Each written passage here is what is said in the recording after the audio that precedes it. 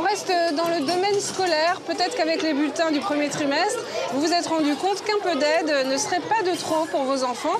Alors, entre le cours collectif, le cours individuel, voire Internet, quelle est l'offre qui correspond le plus à vos besoins? Regardez. Cours particuliers, en groupe ou par Internet, il y en a pour tous les goûts et tous les budgets, mais pas toujours évident de s'y retrouver. Première formule, le cours particulier à domicile. Alors, le cuisinier téléphone à son fils. Cook is. Très bien. Phoning. Phoning, oui. Son. Ils sont très bien, tu le marques?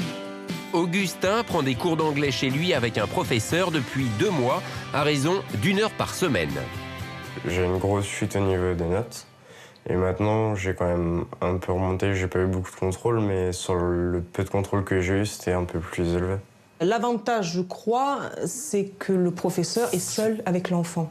Le système scolaire actuel, malheureusement, impose des classes extrêmement lourdes, entre 35 et 40 élèves par classe en seconde, ce qui est énorme.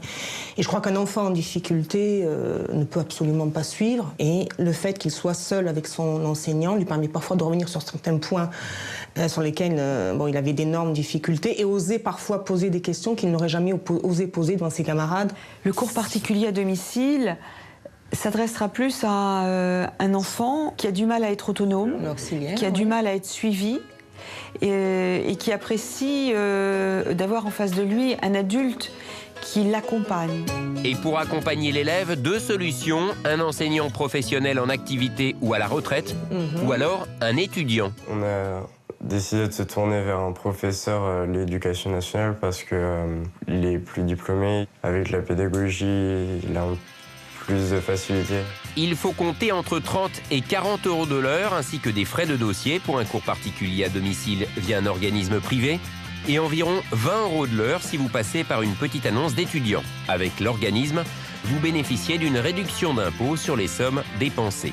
Deuxième solution moins coûteuse, le cours collectif, plus orienté sur l'aide aux devoirs. Ce soutien permet de revoir et approfondir, 1 fois par semaine, plusieurs matières. On vous propose une équation, on vous demande de trouver une inconnue, l'inconnue est X. Jusqu'à présent, ça va, Célim, ou... Là, on est seulement 5 par rapport à un cours en classe où on est parfois 30. Et donc, la prof à l'école nous accorde moins de temps. Le cours, ils l'ont déjà à l'école, hein. Donc, on reprend les bases. Ici, le mieux, de toute façon, quand on traite un exercice, c'est aussi de leur apprendre des petites techniques pour gagner en rapidité et qu'il y ait un peu de méthodologie aussi. Qu'est-ce que tu me proposes? Le fait d'avoir 5 élèves, les uns par rapport aux autres se disent « bon, je ne suis pas le seul, je ne suis pas isolé ». Le cours collectif, il faut vraiment que ce soit en petits groupes, une dizaine ou une douzaine d'élèves, grand maximum. Ça va s'adresser à un enfant qui a déjà un tout petit peu d'autonomie pour travailler, qui n'est pas complexé par ses difficultés scolaires. Pour une prestation de soutien scolaire collectif via un organisme privé, il faut compter environ 1 000 euros pour l'année pour 2 heures de cours par semaine. Troisième solution, le cours interactif via Internet. Une formule qui s'adresse à des élèves qui n'ont pas trop de difficultés, tout comme Léo, en 3e. Je vais surtout sur ce site pour des maths. Parce qu'en géométrie, j'ai du mal à démontrer. Pour regarder des leçons que j'ai mal écrites ou que j'arrive pas à lire. Et puis pour m'avancer aussi. Alors en complément de l'école, ce qui est intéressant, c'est le travail en autonomie, quoi.